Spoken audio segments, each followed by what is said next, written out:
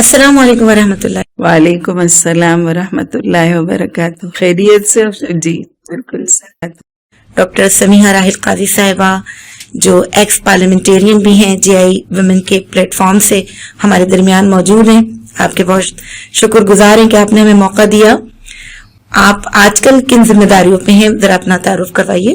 میں جماعت اسلامی حلقہ خواتین کی مختلف ذمہ داریوں پر رہی ہوں، اور اس میں ہمارے لیگل ایڈ کا شعبہ تھا، ہمارے ویمن اینڈ فیملی کمیشن کا شعبہ تھا، یوتھ کی ذمہ داری رہی ہے، پھر اس کے ساتھ ساتھ جو پبلک ایڈ ہمارے کام ہوتے ہیں اس کی ذمہ داری رہی ہے. آج کل میں امور خارجہ کی نگران کی حیثیت سے کام کر رہی ہوں. ڈاکٹر صاحبہ، ابھی حال ہی میں آپ کی ایک کتاب بھی منظر عام پہ آئی، بڑا انوکھا سا آپ نے عنوان لیا اس کتاب کا، خاندانیت. تو پیچھے کیا سوچ تھی اس کتاب کے حوالے سے؟ فیملی حلقہ خواتین جماعت اسلامی کا بنیادی موضوع ہے کہ خاندان کے استحکام کے ساتھ ساتھ ہم معاشرے میں اپنی نسائیت کو برقرار رکھتے ہوئے کیسے کام کریں. تو شروع سے ہی بطور کارکن حلقہ خواتین جماعت اسلامی کے یہ میرا موضوع تھا. پھر میں نے پی ایچ ڈی بھی اسی تھیسس پر کی کہ اسلام کا جو خاندانی نظام ہے اور جو خاندان کا ادارہ ہے اس کے اثری تہذیبی چیلنجز اس کے کیا ہیں. تو یہ اصل میں میرا تھیسس تھا پی ایچ ڈی کا. اور چونکہ جماعت اسلامی کی طرف سے مجھے مختلف کام کرنے پڑتے ہیں اور مجھے مختلف کانفرنسز میں جانا پڑا، تو میں نے اپنے ان کانفرنسز کی یادداشتوں کو مرتب کرتے ہوئے اپنے جو میرے پروفیسر صاحب تھے تو ان سے میں نے عرض کی کہ میں نے جتنی کانفرنسز اٹینڈ کی ہیں کیا میں ان کے آؤٹ کم ڈاکومنٹس کو اس تھیسس میں شامل کر سکتی ہوں. تو انہوں نے مجھے بڑا پیارا جواب دیا کہ یہ تو بہت کم لوگوں کو زندگی میں موقع ملتا ہے فرسٹ ہینڈ انفارمیشن کا، تو اس لیے آپ تو یہ ضروری اپنے جو تجربات ہیں اور اپنے جو احساسات ہیں اور آپ نے جن کانفرنسز میں شرکت کی تو ان کو آپ ضرور اس ڈاکومنٹ کا حصہ بنائیے گا.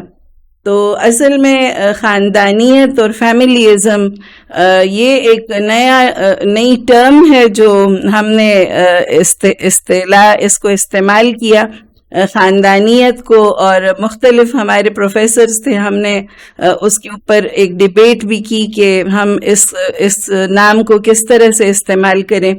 اور میں بہت شکر گزار ہوں ہماری جماعت اسلامی کے بھی کافی جو دانشور ہیں انہوں نے اس کو بہت زیادہ اپریشیٹ کیا. اور پھر یہ خاندانیت ہم نے اس کو میل شاونزم اور فیمنزم کے اس میں یعنی اس کے مقابلے کے اوپر اور اس کے آلٹرنیٹ کے طور پر ہم نے اس ٹرم کو ایجاد کیا فیملیزم کے عنوان سے، اور فیملیزم کا جو ترجمہ ہے وہ خاندانیت ہے. تو اس طرح سے یہ کتاب اور یہ تھیسس جو ہے یہ منظر عام پر آئی. بہت زبردست. لیکن کیا میں یہ جان سکتی ہوں آپ سے کہ آپ نے اس موضوع پہ کام کرنے کے لیے بالکل گراؤنڈ پہ اتر کے پاکستانی عورت کے مسائل کو، پاکستانی خاندان کے مسائل کو قریب سے دیکھا، تو کچھ اس پہ روشنی ڈالیے. آج آپ کو کیا محسوس ہوتا ہے ہمارا خاندانی سسٹم کن مسائل کا شکار ہے؟ دیکھیں، عورت کا نا بنیادی جو موضوع ہے وہ خاندان کے حوالے سے اس لیے بہت زیادہ اہم ہے کہ ہم دیکھتے ہیں آس پاس کہ عورت وہی ترقی کر سکتی ہے جو اپنے خاندان کو کے جلو میں چلتی ہے. اور خاندان وہ پہلا ادارہ ہے جسے ہم ربانی ادارہ، الہامی ادارہ کہتے ہیں، اور جس کو ڈیوائنلی اسٹیبلش انسٹیٹیوشن کہا جاتا ہے، اس لیے کہ اللہ رب العالمین نے یہ ادارہ خود پہلی دفعہ بنایا. باقی تمام ادارے آف شوٹس ہیں اس کے، لیکن یہ خاندان کا ادارہ خود اللہ رب العالمین نے خود تخلیق کیا، اور یہ انسانی تہذیب کا اور انسانیت کا پہلا الہامی ادارہ ہے. اور جب تک یہ ادارہ مستحکم رہا تو ہم جہاں بانی بھی کرتے رہے اور جہانگیری بھی کرتے رہے. لیکن جب یہ خاندان کا ادارہ ٹوٹ پھوٹ کا شکار ہو گیا تو عورت بھی اپنے اصل مقام سے گر پڑی اور مرد کو بھی وہ سکون نہیں ملا. اور اس لیے جب بنیادی اینٹی صحیح مضبوط نہ ہو، جب بنیادی بیسک یونٹ ہے نا یہ سوسائٹی کا، تو جب وہ بیسک یونٹ کمزور پڑتا گیا تو عورت اپنے دی جاب سے یعنی وہ ایک طرف ہوتی گئی اور مرد اپنے یعنی اس کو وہ سکون اور محبت اور اطمینان نہیں ملا. اس نے پھر وہ معاشرے کو بھی نہیں دیا, معاشرے نے اسے نہیں دیا, اور دنیا بھی ظلم اور جبر اور ٹوٹ پھوٹ کا شکار ہو گئی, اس لیے کہ بنیادی یونٹ ہی ظلم و ستم کا اور پھوٹ کا شکار ہو گیا تھا. اس لیے ہمیں بہت زیادہ اس کی ہم نے بطور جماعت کہ عورت جب اس فیملی کے عنوان سے یعنی اور اپنی نسائیت کو برقرار رکھتے ہوئے جب وہ یہ کام کرتی ہے تو زندگی میں بہت سارے اطمینان خود بھی پاتی ہے اور معاشرے کو بھی لوٹاتی ہے. نسائیت سے کیا مراد ہے, آپ کیا سمجھتے ہیں؟ نسائیت سے مراد دیکھیں فیمنزم جو ہے, فیمنزم میں لوگ کہتے ہیں کہ جی عورت کو چونکہ حقوق نہیں ملے تو عورت کو چاہیے کہ وہ چھین کر وہ حقوق اپنے لے. تو ہمیں یہ یاد رکھنا چاہیے کہ حقوق کبھی چھین کر نہیں ملتے بلکہ اپنے فرائض کو ادا کرنے سے ملتے ہیں. میں ایک واقعہ آپ کو سنانا چاہتی ہوں کہ مولانا جلال الدین عمری جماعت اسلامی ہند کے امیر بھی رہ چکے تھے اور بہت بڑے دانشور بھی تھے. انہوں نے عورت اور خاندان کے موضوع پر بہت زیادہ کام کیا ہے. ان کی بے تحاشا کتابیں اور ان کا لٹریچر. تو وہ جب میں قومی اسمبلی کے ممبر تھی تو ہم نے خاندان کے ادارے کے اوپر ایک سیمینار ارینج کیا تھا, میں بھی اس کی پارٹیسپینٹ تھی. آئی پی ایس جو ایک تحقیقی ادارہ ایک تھنک ٹینک ہے, اس کے تحت یہ کانفرنس ہوئی. تو اس کے آخر میں نے مولانا صاحب سے پوچھا, ہم نئے اسمبلی کے ممبر بنے تھے, میں نے کہا مولانا صاحب قرآن ہمیں کہتے وقرن فی بیوتکن, اور حالات ہمیں یہاں پر لے آئے ہیں کہ ہمیں اسمبلی میں بیٹھنا پڑا, پارلیمنٹ میں بیٹھے ہیں, ہم اس آیت کی تطبیق کیسے کریں گے؟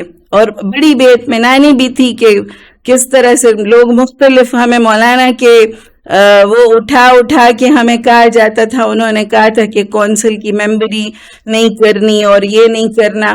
تو انہوں نے مجھے بڑا پیارا جواب دیا تھا جو میں ہر جگہ کوٹ کرتی ہوں, اور ہم حلقہ خواتین جماعت اسلامی کے لیے ایک بہت ہی خوبصورت جملہ انہوں نے کہا.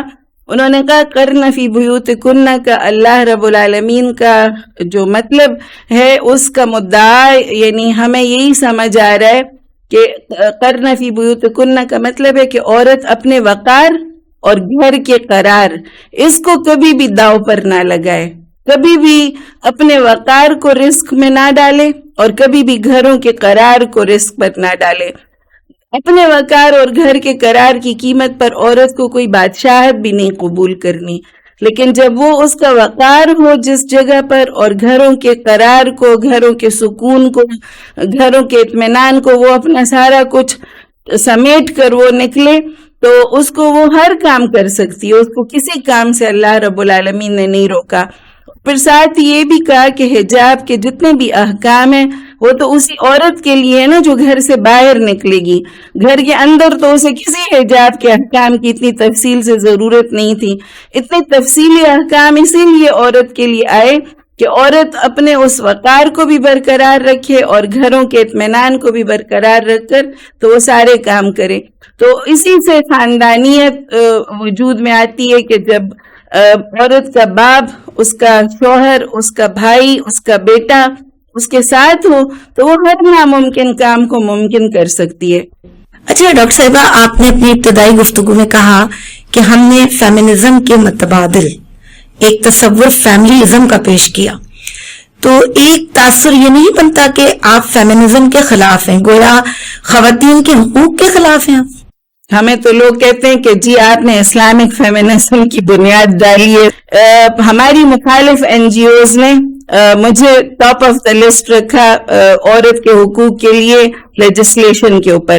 عورت کے حقوق کے لیے ڈیبیٹس میں مجھے ٹاپ آف دا لسٹ رکھا. جو پہلی 3 خواتین اسمبلی میں جو اسمبلی بزنس ہے, عورت فاؤنڈیشن اور پتن, ہماری بالکل نظریاتی مخالف این جی اوز ہیں, لیکن انہوں نے ہمیں جماعت اسلامی نہیں سکھایا نا کہ آپ نے عورت کے لیے کام کرنا ہے. ہم جب گئے تو ہم نے خواتین حقوق کا چارٹر پیش کیا. ہم وہ اولین جماعت ہیں جنہوں نے خواتین کے حقوق کے لیے جدوجہد کی. ہمارے خواتین حقوق کے چارٹر کے 5 پوائنٹس کے تحت ہم گئے اسمبلی میں کہ سب سے پہلے کہ جو عورت کی نسائیت کے ساتھ ہمیں مینلی وومن نہیں چاہیے, ہمیں وہ فیمینزم جو فیمینینٹی ہے ہماری جو نسائیت ہے, proud to be a woman, ہم نے اپنی عورت کے افتخار کے ساتھ ہم گئے. ہمارا پہلا کہ عورت کا جو وقار ہے اور عورت کا جو خاندان میں کردار ہے اور معاشرے میں کردار ہے اس کو تسلیم کرانے, یہ ہمارا چارٹر کا پہلا پوائنٹ ہے.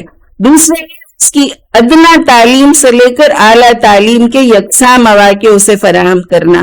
تیسرا ہے ایک صحت مند عورت پر ہی صحت مند قوم کی مستقبل کی ضمانت ہے, تو ہر جگہ پر اس کی صحت کی سہولتیں اسے فراہم کرنا. چوتھا ہے کہ مفت اور فوری انصاف, کہ وہ مظلوم بھی ہے مجبور بھی ہے تو اس کو انصاف کی فراہمی. اور پانچواں اسلام کے وہ حقوق جو اسلام نے اسے عطا کیے, ہمارے قانون نے اسے عطا کیے مگر معاشرے اسے نہیں دے رہا, ان کی فراہمی. تو یہ 5 پوائنٹس کے تحت ہم گئے اور اسی لیے لوگ کہتے ہیں جی آپ اسلامک فیمنزم کی بنیاد آپ نے ڈالی ہے, اور ہم نے اسی لیے اس کو کہا کہ نہ ہم میل شاونزم کے حق میں اور نہ فیمنزم کے حق میں, ہم فیملیزم کے حق میں. چلیے یہ تو صحیح بات لگ رہی ہے, لیکن پاکستانی عورت جو آپ سب کی ان ساری کوششوں کو بھی دیکھ رہی ہے لیکن اس کے مسائل کا حل ابھی تک نہیں ہو سکا. میں بالکل تمہاری اس بات سے 100% ایگری ہوں کہ ہماری عورت دوہرے جبر کا شکار ہے, اس کو وہ حقوق بھی نہیں ملتے جو اسلام اسے عطا کرتا ہے, وہ بھی نہیں مل رہے جو جدید معاشرت اسے عطا کرتی ہے. وہ مجبور اور محروم تو ہے لیکن وہ مرد بھی ہے, مرد کو بھی کون سے حقوق ملیں. اس لیے یہ جو سارا دن صرف ہم یہی رونا روتے ہیں کہ شاید صرف عورت کو نہیں ملتے, یہاں پر نظام ظلم کا ہے, یہاں پر کسی کو بھی اس کے حقوق نہیں مل رہے. اس لیے جب تک کرپشن فری پاکستان نہ ہو, جب تک اسلامی پاکستان نہ ہو تو کوئی بھی خوشحال نہیں ہو سکتا. اسی لیے ہم نے اپنے منشور میں ایک تو یہ چارٹر کے 5 پوائنٹس رکھے اور ایک ہم نے اس کا سلوگن یہی دیا ہے کہ محفوظ عورت اور خوشحال عورت, کہ اس کو ہر طرح کا تحفظ حاصل ہو, اس کو جان کا, اس کو مال کا, اس کو آبرو کا, جس کو ہم مقاصد الشریعہ کہتے ہیں کہ شریعت کے یہ مقاصد ہیں. کہ جی ہم تو لوگ تو کہتے ہیں نا کہ شریعت صرف کوڑے مارنے کا کام ہے. مقاصد الشریعہ میں یہی ہے کہ انسان کی انسانیت اور اس کے شرف کو محفوظ کیا جائے. تو ہم نے اپنے جو منشور میں جو سلوگن ہے وہ ہے ہی محفوظ عورت اور خوشحال عورت, کہ اس کو ہر طرح کا تحفظ ہو, اس کو ہر طرح کی بڑھنے کے اور ترقی کے مواقع ہو. اور اسی لیے میں کہتی ہوں کہ جب تک اس کی فیملی اس کے ساتھ نہ ہو تو وہ آگے بڑھ ہی نہیں سکتی. جب اس کا باپ اس کے ساتھ نہ ہو, اس کا شوہر اس کے ساتھ نہ ہو, اس کے بیٹے اس کے ساتھ نہ ہو, تو اس لیے ساری فیملی کو مل جل کر عورت کو آگے بڑھنے کے مواقع فراہم کرنے چاہیے, اور جماعت اسلامی اس کے لیے بہترین پلیٹ فارم ہے. ایک خاتون ہونے کے ناطے میں پھر آپ سے یہ سوال کروں, پاکستانی خواتین آپ سے یہ سوال کریں کہ کیا مرد اپنے فرائض ادا کر رہے ہیں؟ دیکھیں, مرد بھی نہیں کر رہے اور عورت بھی نہیں کر رہی. ہمیں یہ بالکل واضح طور پر سمجھنا چاہیے کہ سب لوگ نا اپنے معاشرے کے جو سارے فیکٹرز ہیں اور جو سارے یونٹس ہیں وہ اپنے اپنے کام نہیں کر رہے, اور اس میں بنیادی ذمہ داری میں سمجھتی ہوں کہ عورت کی ہے کہ عورت اگر اپنی بیٹیوں سے زیادہ اپنے بیٹوں کے اوپر توجہ دے, کہ ان کو وہ تربیت ان کی کرے, اس لیے کہ اس کو بتائے کہ تمہارا اپر ہینڈ ہے, تم نے کما کے بھی لانا ہے, تم نے عورت کی عزت بھی کرنی ہے. تو اس میں ماں کا ہی کردار ہے. کہ وہ علامہ اقبال کا بڑا خوبصورت ایک چیپٹر ہے رموز بے خودی میں کہ درمانی این کے بقائنو از امومت است و حفظ و احترام امومت اسلام است, کہ ممتا کا جو ادارہ ہے نا وہ جب تک مضبوط نہیں ہوگا تو اسلام کا بنیادی تقاضا یہی ہے کہ اس ممتا کے ادارے کو ڈیولپ کیا جائے. حلقہ خواتین جماعت اسلامی اپنی خواتین کو ممتا کے اس ادارے کی تربیت کے اوپر ہی اس کا بہت زیادہ فوکس ہوتا ہے کہ وہ ادارہ مضبوط ہوگا تو وہ اپنے بیٹے کو یہ سمجھائے گی کہ تم نے عورت کی عزت کس طرح سے کرنی ہے, ماں کی کس طرح سے کرنی ہے, بیوی کی کس طرح سے کرنی ہے, اپنی بہن کو کس طرح سے حقوق دینے, اپنے بیٹی کو کس طرح سے پالنا ہے, ابھی میں سب کو یہ بھی کہہ رہی تھی، میں نے کہا یہ جو ہمارا ٹرانسپیرنسی کا نظام ہے، جو عدالتوں نے ہمیں 62-63 کے اوپر ہمارے یعنی قائدین کو جو کلین چٹ دی ہوئی ہے، یہ ساری چیزیں ہم لوگوں کو بتا نہیں پاتے. ہمارے اور عام عوام کے درمیان ایک بہت بڑا گیپ ہے. لوگ کہتے ہیں جی سارے جماعت اسلامی آ جائے گی، سب کو برقعے پہنا کے گھروں میں بند کر دیں گے.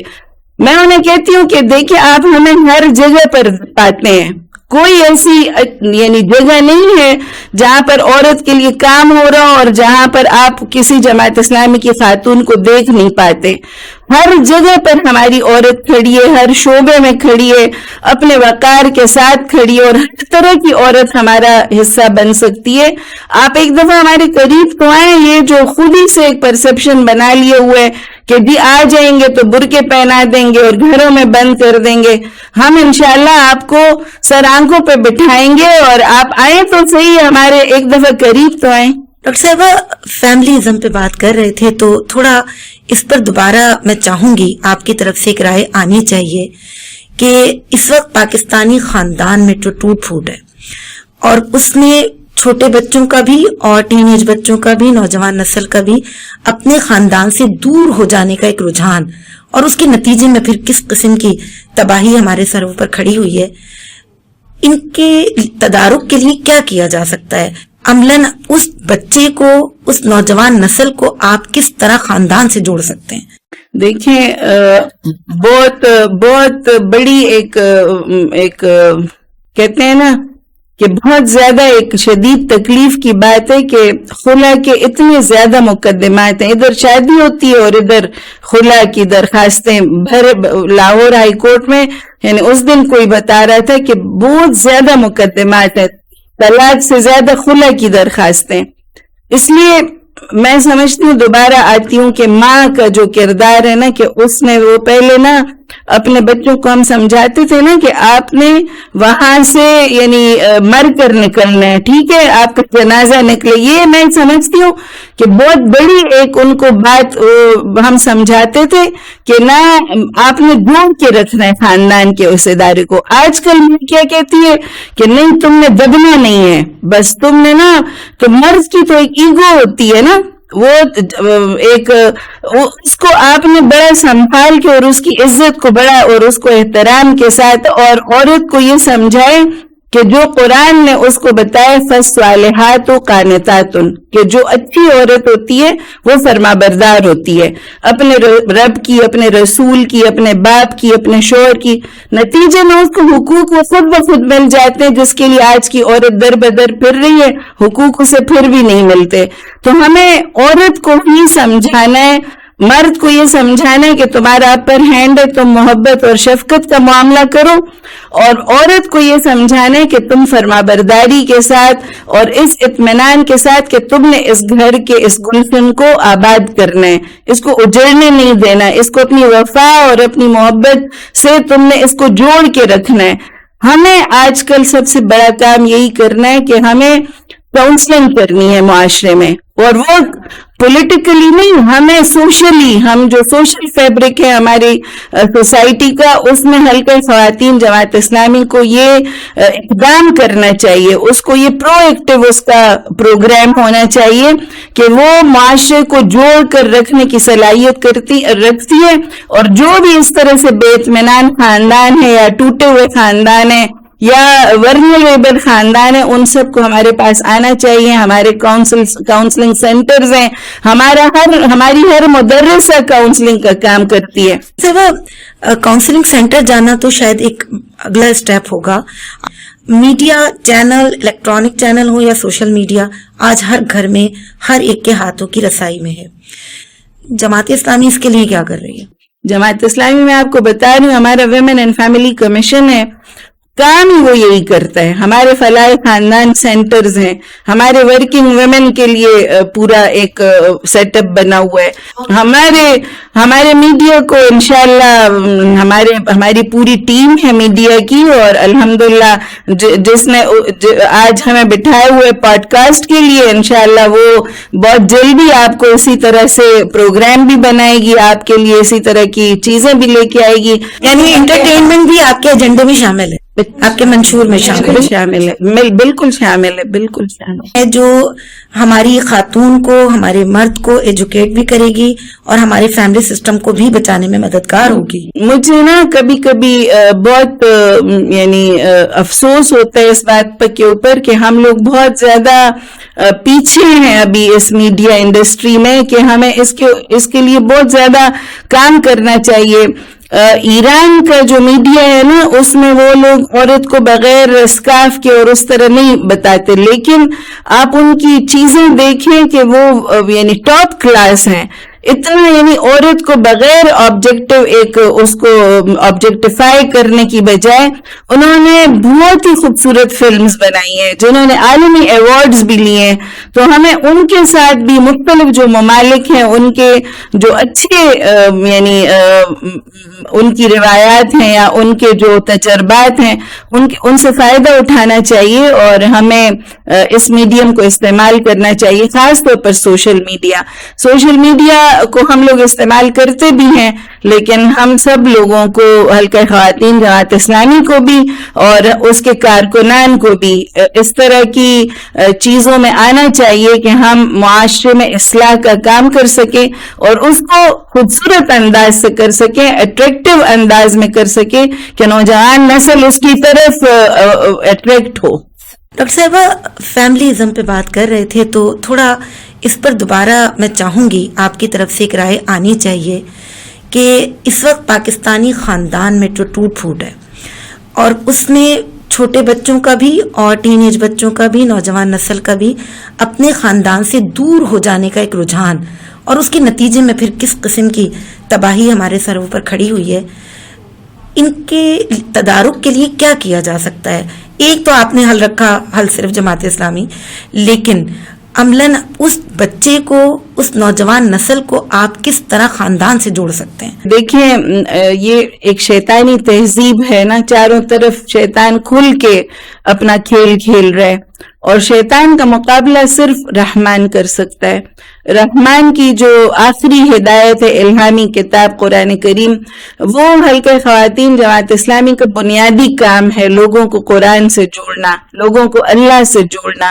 اور آج جو معاشرے میں بے سکونی ہے, میں خود چونکہ ایک میڈیا کے گروپ کو قرآن کریم پڑھاتی ہوں, اور الحمدللہ ہمارے ایک بہت ہی اچھا گروپ ہے, تو اس لیے میں آپ سب سے گزارش کرتی ہوں کہ حلقہ خواتین جماعت اسلامی کے پورے ملک میں جو قرآن گروپس ہیں, جو قرآن کے کلاسز ہیں, اس کو آپ جوائن کریں. آپ کے بہت سارے مسائل یعنی وہ ختم ہوں گے, کاؤنسلنگ ہوگی, اور لوگ جب اللہ کے پاس آئیں گے, واپس اللہ کے ساتھ جڑیں گے, تو ان کے جو دنیاوی مسائل ہیں وہ بھی انشاءاللہ حل ہوں گے, ان کے معاشی مسائل بھی حل ہوں گے, اور ان کو جو آج بے سکونی اور بے اطمینانی ہے اس سے بھی بہت زیادہ سکون ملے گا. تو میری آپ سب لوگوں سے گزارش ہے کہ حلقہ خواتین جماعت اسلامی کی قرآن کلاسز کو جوائن کریں.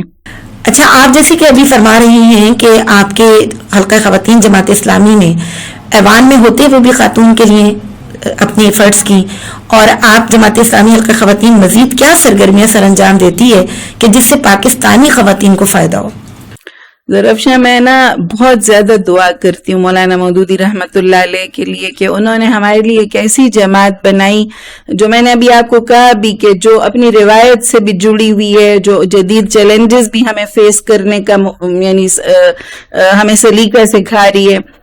اتنے سارے شعبے ہیں ہمارے, اور اتنے سارے سیکٹرز ہیں ہمارے یعنی جماعت اسلامی کے, کہ میں آپ کو بتا نہیں سکتی کہ کوئی زندگی کا شعبہ ایسا نہیں ہے جہاں پر جماعت اسلامی کام نہ کر رہی ہو, چاہے وہ امور خارجہ ہے, چاہے وہ ورکنگ ویمن ہے, چاہے وہ فلاح خاندان ہے, چاہے وہ بیٹھک سکولز ہیں, چاہے وہ ہمارے لیگل ایڈ کا شعبہ ہے, جیلوں میں ہم کام کرتے ہیں, ہمارا پرنٹنگ کا जेलों में हमारा बहुत ही मुनज़्ज़म काम है और मैं खुद चूंकि जब एक हमारी एक लीगल एड की कमेटी बनी तो मैं उसकी फाउंडर मेंबर के तौर पर काम करती रही हूँ।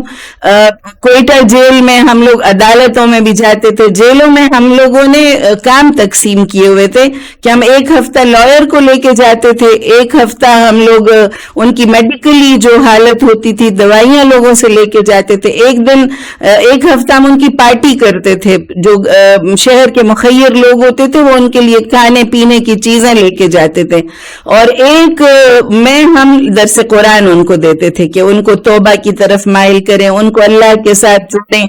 तो हम ये 4 हफ्ते जो होते थे तो हम और मुख्तलिफ ग्रुप्स को लेके जाते थे। तो जेलों का बहुत ही मुनज़्ज़म काम है हमारा। फिर हम छोटे कर्जे देते हैं, हमारा अल-खिदमत का इतना बड़ा शोबा है, हमारा वुमेन एंड फैमिली कमीशन है जो कि औरत और खानदान के ऊपर सारी यानी पॉलिसीज बनाता है। हमारी अभी सेक्रेटरी जनरल जो थी वो एक पूरे वफ्द को लेके गई थी यूएन में, तो कोई भी और पॉलिटिकल पार्टी मेरा ख्याल है कि औरत का जो ग्लोबल प्रोग्राम है वो कोई भी और नहीं इस तरह से सरअंजाम दे पाता जिस तरह हमारी जमात के खवातीन कर रही हैं। तो वो मैं आपको बता रही हूँ कि मेडिकल में है, उस्ताद हैं, वो स्टूडेंट्स में हम लोग उनको अल्लाह और उसके रसूल के साथ जोड़ते हैं, उनकी जो किरदार है, किरदार साजी है, उनकी जो यानी कैरेक्टर बिल्डिंग के ऊपर हम बहुत ज्यादा तवज्जो देते हैं। हमारा शोबा अतफाल है जो कि नन्हे बच्चों को और उनकी पेरेंटिंग और वो सब कुछ वो काम कर रहे होते हैं। तो हमें ये सारी यानी सलीका जो है, हमारी एक आफिया भाई जी हैं हमारे फलाह खानदान सेंटर की डायरेक्टर है। फलाह खानदान सेंटर में देखिए आजकल ना जो मैच मेकिंग है वो बहुत ज्यादा एक बड़ा एक रिश्ते नाते और उनकी काउंसलिंग जो कि यानी बच्चे जब शादी नहीं होती तो प्री मैरिज काउंसलिंग भी हम करते हैं और आफ्टर मैरिज काउंसलिंग भी करते हैं। तो ये सारी चीजें हमें तो बता रही थी आफिया भाई जी कि मेरे शौहर कह रहे हैं कि जमात इस्लामी की खवातीन को अगर कहे ना जहाज चलाओ तो वो भी तुम लोगों को सिखा देंगे। हमारी इतनी वर्कशॉप्स होती हैं, कोई भी और हम जब पार्लियामेंट में गए तो सिवाय जमात इस्लामी की खवातीन को और किसी को पॉलिटिकल ट्रेनिंग की वर्कशॉप्स नहीं कराई गई। हमारी निगरान मोहतरमा आयशा मुनव्वर साहिबा हमारी, उन्होंने इतनी ग्रूमिंग की पॉलिटिकली कि जब हम वहां पर असेंबली में होते थे तो मुझसे एक दफा पीपल्स पार्टी के मंजूर हसन साहब थे तो कहने लगे बीबी आपको कोई स्पेशल ट्रेनिंग दी जाती है।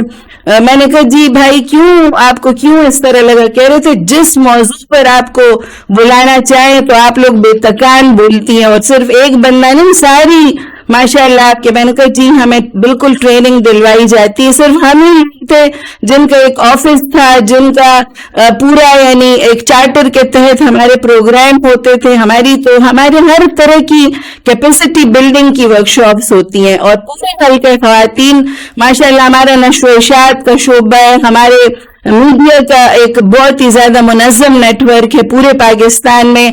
और इस तरह से यानी हर चीज 4 तो हमारे बहुत बड़े शोबे हैं, अल-खिदमत का, वुमेन एंड फैमिली कमीशन का, शोबा तालीम और शोबा मीडिया।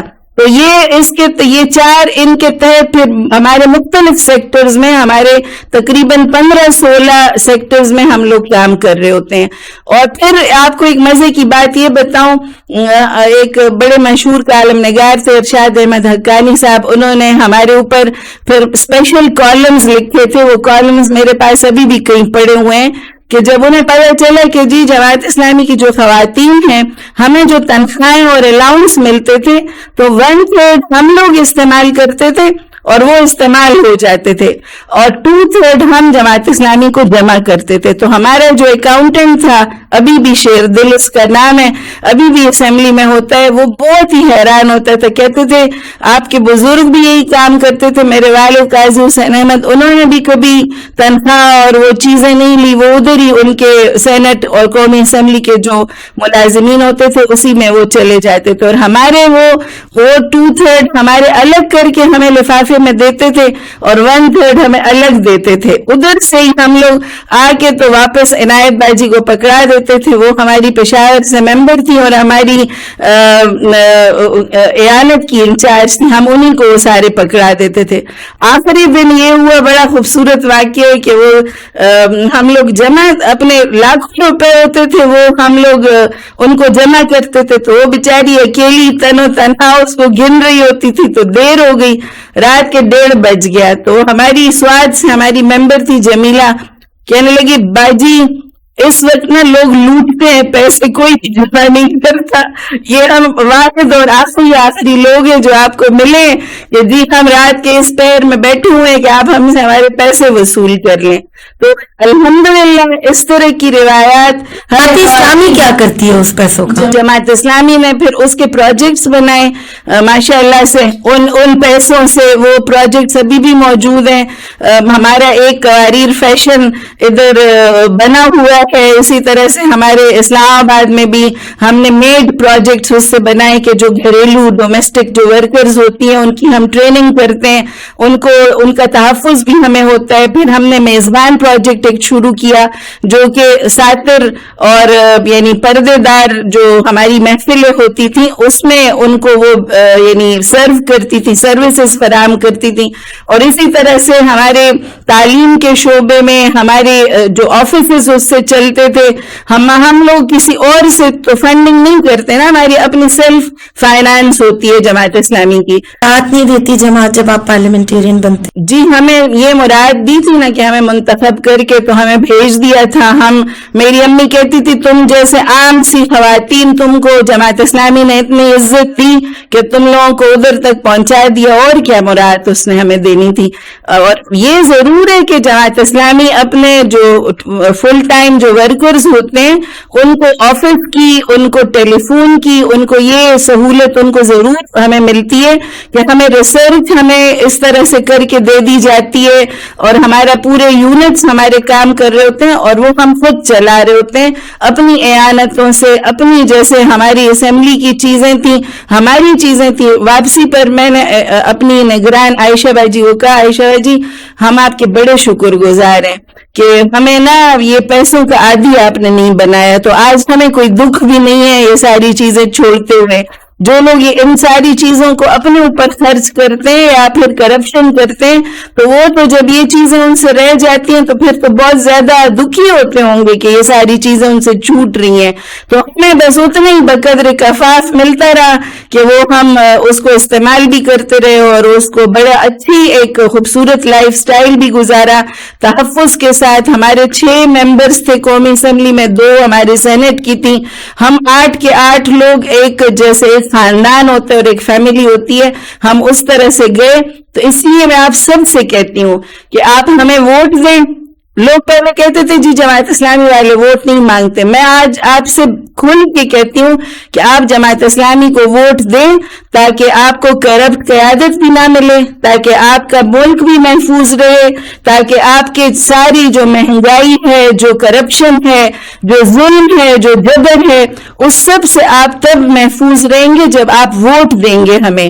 اور جب آپ امین اور امانت دار لوگوں کو ووٹ دیں گے اور وہ جائیں گے ایوانوں میں تو انشاءاللہ آپ کی امنگوں اور آرزوؤں کو بیچیں گے بھی نہیں اور آپ کی امنگوں اور آرزوؤں کا سودا بھی نہیں کریں گے. ڈاکٹر صاحب اس کا مطلب ہے کہ پاکستانی خاتون کو بھی سیاسی شعور دینے کی ضرورت ہے, تو کیا آپ اس محاذ پہ بھی کام کر رہی ہیں؟ جی میں آپ کو یہی تو بتا رہی ہوں کہ اسی محاذ پہ ہی تو ہلکے خواتین لگے ہوئے ہیں.